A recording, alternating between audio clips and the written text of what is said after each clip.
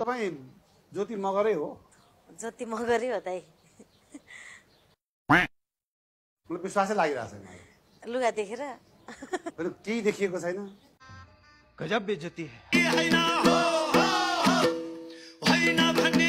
यति राम्रो मान्छेलाई हजुर अरूले नपत्याएको कि तपाईँले नपत्याएको अरूलाई? त्यो दुईटै दाइ। पायटलाले मलाई हेर्दैन, जाङ्गेलालाई मैले हेर्दैन भने जस्तो कतिलाई मैले टेर्दैन, कतिले मलाई टेर्दैनन्, त्यस्तै हो। दर्शकले पत्याउनुहुन्छ होला त? त्यतिसम्म ढाक्न चाहिँ सक्दिनँ म।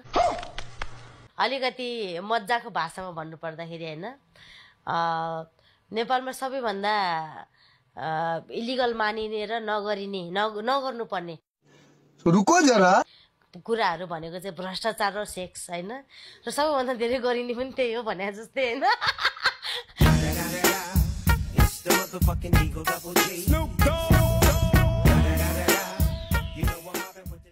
अब राम्रो गाउनुहुन्छ, कति ट्यालेन्ट छ नि तपाईँ? राम्रो गाउनुहुन्छ, लेख्नुहुन्छ, नाच्नुहुन्छ, यतिका ट्यालेन्ट छ, कुरा लुकाउनेमा पनि उत्तिकै ट्यालेन्ट हुनुहुन्छ क्या तपाईँ? बात त सही है। अब त्यो सत्य कुरा हो। अब यस्तो छ, अब हुन्छ नि एउटा सानो कुरा, मैले त्यो कुराहरू भन्न बित्तिकै कसैको जीवनमा ठुलो हार्म हुने भएको भएर मैले चाहिँ भन्न मिल्दैन। अब म अब यति बुझ्नुहोस् कि पर्खाल पछाडिको साग एकदमै खानु मन छ, हरियो छ, तर त्यो अर्कैको करेसाबारी हो।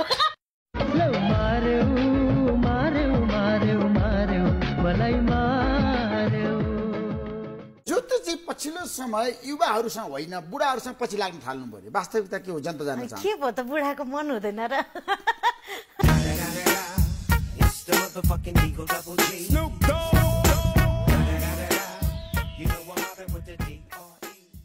मोज मस्ती गर्न तपाईँ कहाँ कहाँ जानुहुन्छ? कुन कुन ठाउँ मन पराउनुहुन्छ? म त कहीँ पनि जान्छु। म अहिले भएको मलाई यही पनि मोज भइरहेछ। अहिले तपाईँले हेरिरहेको सर्लक्क ज्यान परेको रिसिदालाई हेरिरहेको छु, म आँखा सेकिरहेको छु।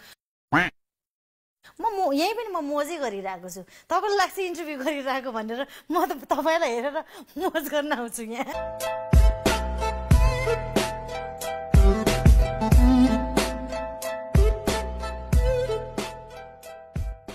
धेरै केटा आइसकेका छन्, तर तपाईँले आफ्नो जीवनसाथी किन बनाउन सक्नु भएर मलाई बताउनुहोस्। त्यतिकै मुड आएन, मुडै क्यालकुलेटर प्लिज के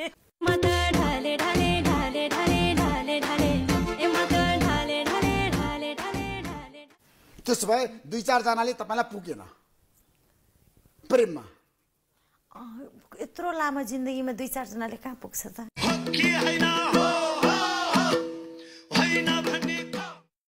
एउटा केटा छ होइन, तपाईँसँग बसिरहेको छ, तपाईँसँग ऊ छ नि, उठबस गर्छ, सँगै सुत्छ होइन, सँगै खान्छ, तर तपाईँलाई छोडेर कुनै केटीसँग लाग्यो भने तपाईँ के गर्नुहुन्छ त्यतिखेर? म नि अर्कोसँग लाग्दिन्छु नि। मलाई बाल राम्री छु, बाहिर 7 भाउ दिन्छ, मलाई किन अनि त्यसले मलाई चिट गरिरहेछ भने म त्यसको लागि किन रुने?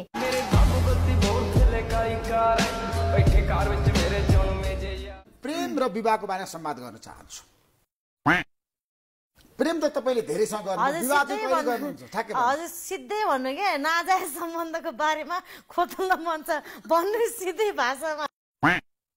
मैले यत्रो बेर भन्नुभयो, घरिघरि प्रेम सबैलाई गर्छु म भनेको छु। हजुर जान्न चाहेको के हो?